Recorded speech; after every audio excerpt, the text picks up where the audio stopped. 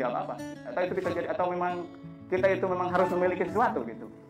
Yang harus dimiliki oleh yang diciptakan itu apa gitu? Apakah kita jangan memiliki apa-apa atau harus memiliki sesuatu gitu? Iya, iya. Kepemilikan dulu lah gitu. Ya, kepemilikan. Saya rasa gini Kang, kalau misalnya tadi diawali dengan cinta dan kita hidup di dunia ini tanpa memiliki apa-apa. Sebetulnya orang tua kita dulu itu sangat sederhana menafsirkan apa yang dia katakan. Saya pernah ditanya manusia itu apa? Terus? Jawabannya saya macam-macam. Ya manusia itu terdiri dari 3 unsur. Manusia itu makhluk sosial. Jawaban leluhur-leluhur kita itu sederhana, Jaran. Mana manusia? Manusia, mana manusia? Itu ya. Jadi yang kamu mana gitu kan? Saya mikir, oh iya ya, hanya dengan 3 kata mana manusia itu menjadikan kita itu harus masuk ke dalam diri dan memikirkan, mencari ruang untuk kita dapat konklusi itu prosesnya mikirnya seperti apa. Dan memang ketika kita terlalu banyak memiliki akuan di dalam hidup, itu pasti banyak mengalami kekecewaan. Betul.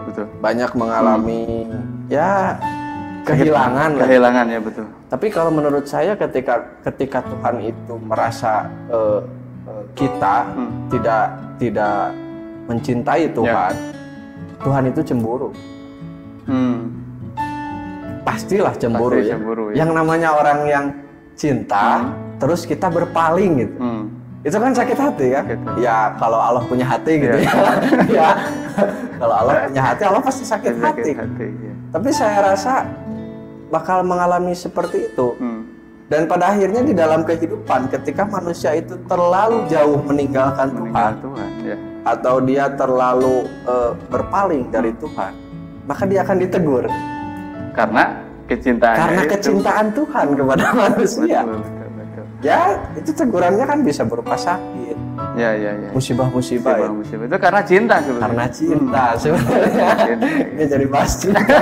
Ya karena kan ini tadi kan tujuan itu. Betul. Sebelum ke tujuan itu kan harus tahu dulu kan gitu. Dia tujuan kita itu Bandung gitu kan. Harus tahu dulu apa yang dikendarai itu di sini dulu sebelum melanjut ke tujuan itu. Ya, artinya pemahaman bahwa proses kita itu tidak memiliki apa-apa itu ya perlu juga sebelum mencapai tujuan itu harus dirasakan juga. Harus dirasakan, betul. Dan yang menjadi prosesnya nih Kang, kita kan katakanlah menuju cintanya gitu ya. Menuju cintanya, meskipun itu sangat sulit untuk dikatakan. Menurut Akang lah, gimana caranya kita agar dapat membangun cinta dengan dia yang tadi mengadakan kita dengan dasar cinta? Ya itu mungkin terjawabnya dengan gini kan, ya Oma khalaqtul jinna wal insa illa liya'budun itu. Ya cara membangunnya itu ya ke sana, tahap bertahap, liya'budun, pengabdian gitu. Pengabdian atas dasar kecintaan itu. Artinya walaupun kita tidak cinta, berusaha untuk cinta dulu. Berusaha untuk mencintai berusaha dulu, untuk mencintai dulu. Benar. Berusaha walaupun kita belum mencapai cinta, berusaha. Tapi telah membangun. Sedang membangun. Misalkan taraf cinta itu 10 gitu. Ya mungkin ya jangan di 0 terus. Ya 0,1 saja itu sudah. Ya benar. Sudah ada peningkatan itu. Benar. Dan secara logisnya menurut saya gini Kang. Saya juga kan pasti nih yang lihat video ini juga pasti pernah mengalami cinta. Bukan jatuh cinta ya, karena saya kurang sepakat. Karena kalau jatuh itu sakit. Benar itu. Jadi benar membangun itu. Cinta. Membangun ya. Dan gini, orang itu kan pada puncak mengalami perasaan yang namanya cinta itu diawali dengan penglihatan, dengan pengenalan. Saya kan kadangkala membagi kenal itu terhadap 4 bagian.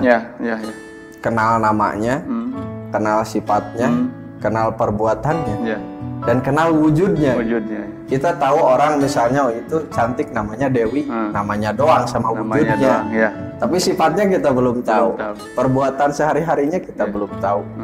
Jadi ketika kita proses mencintai Tuhan itu atau menuju kepada kecintaan, membangun cinta itu diawali dengan pengenalan dulu. Pengenalan. Dari perkenalan itu kita akan jatuh cinta yang luar biasa. Karena kita telah mendalami perkenalan itu. Jadi tidak hanya sebatas tahu nama. Tidak hanya sebatas tahu sifat, tapi secara keseluruhan, secara sumuliyah itu harus dapat kita kenali. Jangan sampai kita hanya tahu namanya doang.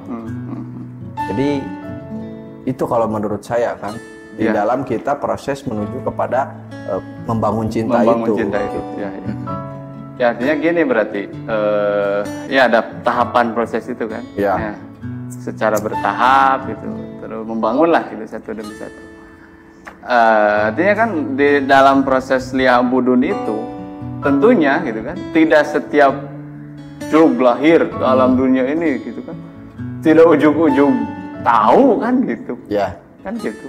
Makanya banyak orang yang tidak mengenal Sang Pencipta itu kan karena ya tidak ada pengetahuan mengenai hal itu. Ya bisa. Artinya berarti harus ada proses ke sana itu, pencarian ke proses tata cara yang tadi itu. Ya. Gitu. Ke tahapan-tahapan tadi itu. Bisa menurut saya menyangkut terhadap pembelajaran juga ya, pendidikan juga. Dimana kita tadi kalau dikaitkan dengan agama Islam, jadi kita jangan muluk-muluk dulu untuk haji gitu ya. Saya kadang-kala haji, bade ka mana mau haji gitu. Tetangga kelaparan diantep. Itu kan itu Tuhannya di mana gitu kan. Tuhannya di Ka'bah gitu. Jadi saya rasa awal-awal orang beragama itu, awal-awal orang lahir di dunia ini, itu harap-haraplah sebagai orang tua ataupun sebagai siapapun itu cari dulu, jadi kenali dulu dari proses pembelajaran. Ya kita boleh di sekolah, boleh di mana, itu semuanya kita dapat menuju Tuhan, dapat menuju Sang Pencipta. Semuanya ya. Iya, karena Dia meliputi segala sesuatu, jadi tidak terbatas. Kalau kita batasi Tuhan hanya di masjid, wah itu Tuhannya bertempat gitu. Musyrik gitu. Jadi dimanapun itu Tuhan pasti ada. Jadi kadang-kadang saya gini, Asmaul Husna ada berapa? 99. Kok Tuhan dibatasi gitu kan? Jadi 99 namanya. Itu tidak sama sekali dapat logis gitu. Kalau tadi dalil pertamanya Tuhan itu meliputi segala sesuatu dan tidak terbatas, artinya jangan kita batasi lah. Di mana-manapun kita dapat mengenalinya. Asal kitanya dapat tercerahkan pikirannya dan hatinya terbuka. Itu yang menjadi awalan gitu. Nah, dari situ Kang, pasti kan itu kita menuju kepada tujuan itu ada hambatan-hambatan. Kira-kira nih hambatan yang paling dekat dengan proses mencapai tujuan itu apa kira-kira? Kalau menurut saya hambatan yang paling dekat atau hambatan itu, kalau menurut saya itu kepemilikan, merasa memiliki itu. Merasa memiliki. Kalau menurut saya gitu kan, merasa memiliki. Sebab apa? Semakin orang yang tadi itu sudah diungkapkan, semakin orang itu banyak merasa memiliki terhadap sesuatu gitu. Ya itu semakin banyak kecewa orang. Saya mengkaji seperti ini. Kenapa banyak orang yang sakit hati pada orang tuanya? Iya. Karena dia merasa orang tuanya itu miliknya gitu. Iya. Indung orang, dia itu merasa indung itu miliknya gitu. Bukan indung itu yang melahirkannya gitu. Iya. Harusnya ketika menyebutkan ibu saya, itu bukan ibu milik saya, tapi ibu yang melahirkan saya. Bahkan kenapa banyak sakit hati terhadap Tuhan? Karena Tuhan merasa dimiliki olehnya gitu. Padahal Tuhannya memilikinya gitu. Banyak kecewa sama Tuhan tuh ya gitu. Karena merasa memiliki itulah yang menjadi, kalau menurut saya gitu, penghalang atau hambatan menuju tujuan itu. Jadi rasa memiliki adalah hambatan untuk mencapai tujuan dari apa yang dikehendaki oleh Tuhan. Ya. Kalau menurut saya memang itu bagian dari saya gini. Kalau sebetulnya hambatan kita itu yang paling terbesar adalah dunia ini. Hambatan untuk dapat mencintai Tuhan itu dunia. Ya.